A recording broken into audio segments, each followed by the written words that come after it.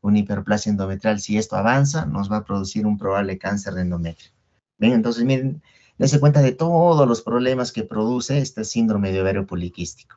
Por eso es importante tratarlo. Lleva muchas comorbilidades, como pueden ver acá.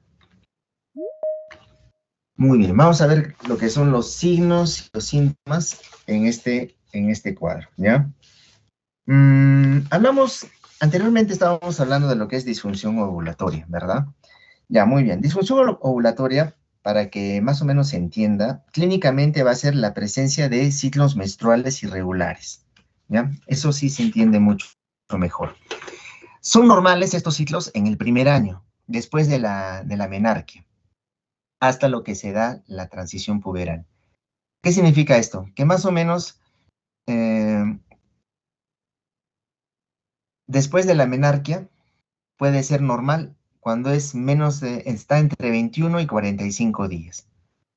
Si después de la menarquia han pasado 3 años hasta la perimenopausia, puede ser, se considera irregular cuando es de entre 21 a 35 días, o al menos unos 8 ciclos por año. Estamos hablando de lo que son disfunción ovulatoria, ¿ya? Entonces, amenorrea primaria también es un término que deben de considerar. Significa cuando más o menos llega a los pacientes a los 15 años y no ha presentado menstruación. Recuerden que esta disfunción ovulatoria puede ocurrir incluso en presencia de ciclos regulares. Se han reportado más o menos hasta un 32% de incidencia. Y de ser necesario, esto hay que confirmarlo haciendo un dosaje de progesterona en la fase lútea media del ciclo menstrual. Entonces, eso es lo que son los desórdenes ovulatorios, ¿no? Disfunción ovulatoria. Hiperandrogenismo bioquímico. Entonces, vamos a lo que es hiperandrogenismo bioquímico, hiperandrogenismo clínico, ¿ya? Primero, disfunción menstrual, ya hemos hablado de qué se trata. Aquí está lo del hiperandrogenismo. De este hiperandrogenismo, lo más importante que tenemos que ver es que vamos a pedirle a la paciente testosterona total y libre para el diagnóstico, ¿ya? Es un hiperandrogenismo bioquímico, o sea, son pruebas en sangre. Para la detección del hiperandrogenismo en ovario poliquístico, la determinación bioquímica de andrógenos tiene mucho valor en estas pacientes, como mínimo o ningún signo de hiperandrogenismo clínico. No se puede hacer una evaluación de este hiperandrogenismo bioquímico si la paciente tiene tratamiento con pastillas anticonceptivas o tratamiento hormonal. Entonces, ¿cuánto hay que esperar? Al menos unos 3 meses que la paciente no tome ningún tipo de terapia hormonal anticonceptiva para que sus pruebas de laboratorio de hiperandrogenismo sean confiables, ¿ok? Ahora, si estos valores de los andrógenos están elevados, muy elevados por encima del rango, se puede determinar, hay que pensar en otras causas de este hiperandrogenismo, como puede ser un tumor de ovario o un tumor de la glándula suprarrenal. En lo que es el hiperandrogenismo clínico, hablamos de lo que es el hirsutismo, ¿ok? El acné y la alopecia. Entonces, en esta gráfica, donde pueden ver acá el folículo, estos son los efectos androgénicos sobre la unidad pilosebácea, ¿no? ¿Por qué pilosebácea? Porque hay un vello, siempre al lado de un vello hay una glándula sebácea. En algunas áreas con vello dice que los andrógenos van a estimular a las glándulas sebáceas y a los folículos pilosos. En la figura A se van a convertir en unos folículos terminales.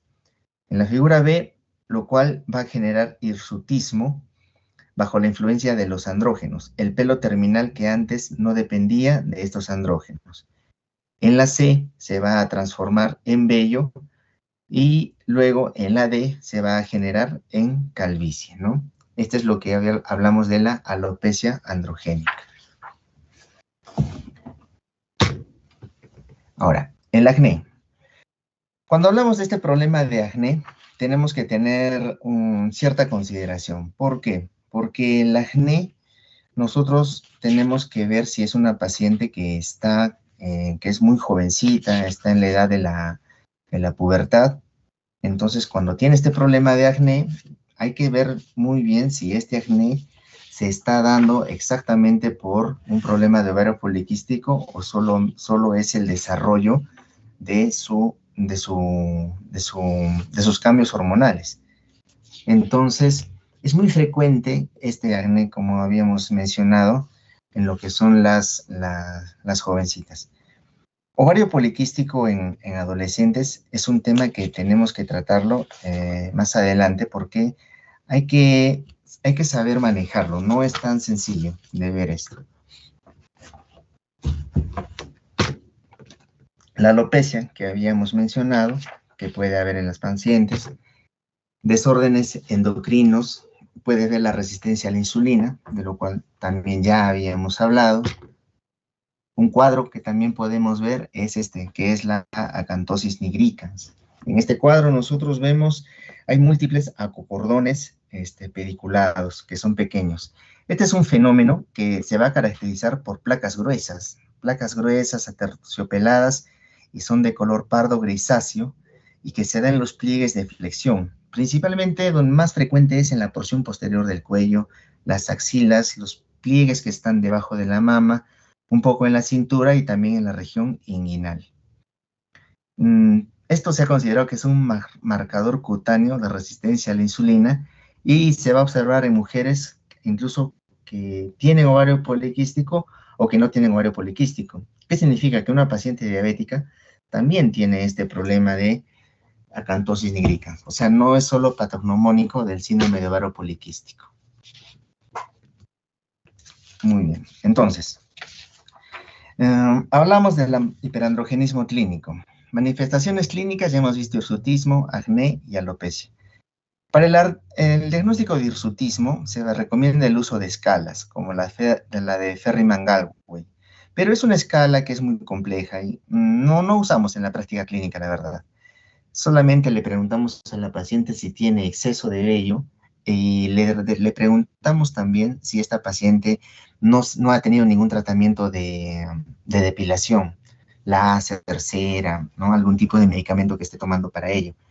Porque muchas veces estas pacientitas, como afecta mucho su apariencia, recurren a este tipo de procedimientos. Imagínense que vaya una paciente depilada a la consulta, entonces nosotros no vamos a poder saber si tiene un problema de hirsutismo o no.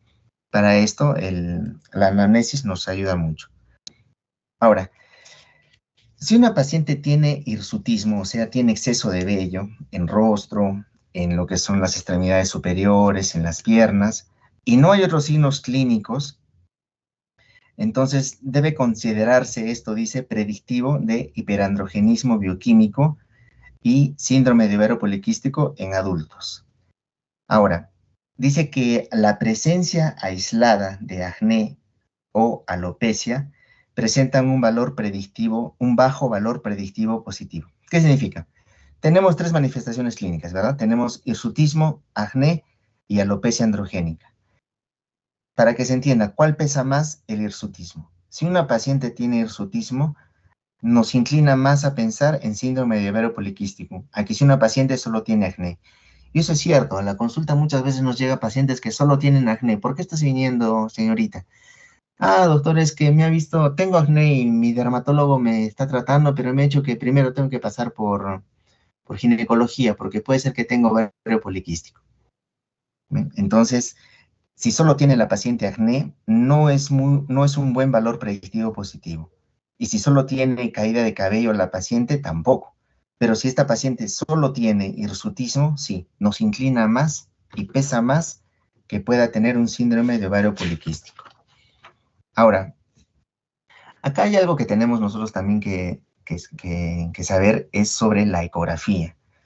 La famosa ecografía. Como bien les hablé en la clase pasada, la ecografía no determina que una paciente pueda tener ovario poliquístico o no.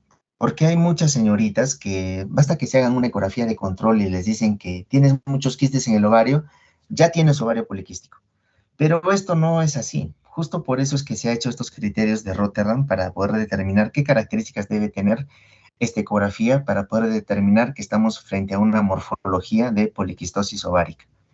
¿Qué es lo que dice? Tiene un número de folículos tiene que ser mayor o igual a 20. ¿Qué significa eso? Que si ustedes hacen la ecografía en el ovario, al menos tienen que encontrar unos 20 bolitas de color negro. Esos son los folículos. Si encuentran ustedes 20, entonces ya podrían considerarlo de aspecto poliquístico. O si no pueden contabilizar los 20 folículos, puede ser que midan el volumen del ovario, midiendo en las tres dimensiones, largo, ancho y profundidad. Si tienen un volumen de mayor o igual a 10 mililitros, también se está considerando un ovario de aspecto poliquístico. Ahora, tenemos otro parámetro también, que es la hormona antimülleriana. Esta hormona antimülleriana se ha visto que es una alternativa a la ecografía transvaginal, pero se debe considerar o usas hormona antimülleriana o usas ecografía transvaginal. Pero si usas ambas, vas a llegar a un sobrediagnóstico. Es importante tener en cuenta que la hormona antimülleriana alcanza su punto máximo entre más o menos los 20 y los 25 años de edad, y va a variar a lo largo del ciclo menstrual. Puede estar un poco disminuida cuando se usa anticonceptivos. Y si una paciente tiene un índice de masa corporal elevado, entonces también puede verse alta. Ahora, hay que recordar que la presencia de cada elemento diagnóstico de estos criterios de Rotterdam nos va a clasificar en 4 fenotipos. Esto sí es importante y esto sí presten atención porque acá sí les voy a tomar. Ya una pregunta más que les estoy avisando. Tenemos fenotipo A, fenotipo B, fenotipo C y fenotipo D. No hay una lámina de esto, así es que presten atención a lo que les voy a decir. Doctor, ¿qué es este fenotipo A? ¿Se acuerda que en clase les dije que muchas veces la ecografía no manda? Pues una paciente que tenga todas las manifestaciones clínicas de ovario poliquístico y que por el hecho que no tiene en su ecografía quistes en los ovarios no significa que no debo darle tratamiento, pues a esto se refiere el fenotipo. Fenotipo A, dice, es el fenotipo clásico completo. Son las pacientes que presentan los 3 parámetros. En la ecografía hay quistes en los ovarios, tienen disfunción ovulatoria y van a tener hiperandrogenismo, ¿ya? Este es el fenotipo A. El fenotipo B es un fenotipo incompleto, porque estas pacientes solo van a tener hiperandrogenismo y solo van a tener disfunción ovulatoria. Ojo que cuando hablo de hiperandrogenismo, puede ser por manifestaciones clínicas, que ya hemos visto que es hirsutismo, acné y alopecia, o por exámenes de laboratorio alterados. Luego, tenemos fenotipo A, fenotipo B, y ahora viene el fenotipo C, ¿ya? Se le llama también ovulatorio. Y estas pacientes solo tienen hiperandrogenismo, pero no tienen disfunción ovulatoria. Y sí tienen una ecografía con poliquistosis ovárica. O sea, son pacientitas que tienen el problema de acné o pueden tener hirsutismo. En la ecografía tienen el problema de los quistes en los ovarios, pero les preguntas sobre su menstruación y te va a decir que le viene su menstruación todos los meses. Entonces estás frente a un fenotipo C. Y finalmente tenemos un fenotipo D. En este fenotipo D, la paciente tiene disfunción ovulatoria y va a tener quistes en los ovarios, ¿ya? Te va a decir que tiene su menstruación irregular, le haces su ecografía y encuentras quistes. Pero no tiene nada de hiperandrogenismo. O sea, no tiene acné, no tiene hirsutismo, no tiene alopecia. Y si le tomas exámenes de laboratorio, tampoco, no vas a encontrar nada. Este es el fenotipo D. Entonces, ven, a esto es lo que me refiero cuando digo que la ecografía no es necesaria ni suficiente para poder identificar síndrome de ovario poliquístico. Muy bien. Vamos a ver, en la adolescencia, ¿qué es importante con estas pacientes de ovario poliquístico? Es muy difícil, ya saben, porque no sabemos qué es lo fisiológico y lo patológico, ya que como están en una transición, estas pacientes pueden tener problemas de irregularidad en la menstruación. A la hora de evaluar a una paciente adolescente, tiene que considerar factores, como ¿cuáles? Si la mamá ha tenido ovario poliquístico. Recuerden que hay un componente genético. Entonces, si la madre ha tenido ovario poliquístico, tenga por seguro que su hija va a tener ovario poliquístico, al menos en un 50% de riesgo, ¿ya? Luego, si la pequeña, si la jovencita ha tenido una menarquia precoz, 8 o 9 años, también tiene riesgo de síndrome de ovario poliquístico. Si es una niñita que tiene sobrepeso, tiene obesidad, también, ¿ok? Muy bien. Ahora, en esto de los adolescentes, vamos a ver lo que es la disfunción ovulatoria. Recuerden que en las adolescentes, la irregularidad de la menstruación es normal en el primer año después de la menarquia. Quiere decir que si una pacientita ha tenido su menarquia a los 12 años, ¿ya? Desde los 12 a los 13 años que presenta irregularidad, eso es normal. Más o menos en un 75% de las pacientitas se informan que esto lo presenta. Desde que pasa un año después de la menarquia hasta los 3 años, los ciclos son normales, más o menos entre unos 21 y 45 días. Y después de 3 años de que le vino su primera menstruación, de la menarquia, van a ser normales si duran más o menos de 21 hasta 35 días. Estos ciclos menstruales van a ser regulares solo después de los 3 años posteriores a la menarquia. Entonces, ya saben, en pacientes adolescentes, a observar, solo observar, no hay que darles tratamiento, porque recién está madurando su sistema hormonal. El acné, ya saben que en la adolescencia, las adolescentes padecen de acné, así es que no hay que considerarlo todavía como un parámetro para lo que es ovario poliquístico. Y el hirsutismo, el exceso de vellos en lo que son las adolescentes, sí es un marcador que nos va a indicar un exceso de andrógenos, ¿ya? Y como había comentado, la caída de cabello en adolescentes no es muy común, es muy, muy raro esto. Doctor, ¿y la ecografía en los adolescentes? Pues la ecografía en los adolescentes no tiene mucho peso. Muchas guías internacionales no la consideran. Más nos vamos a valer por problemas de disfunción ovulatoria e hiperandrogenismo.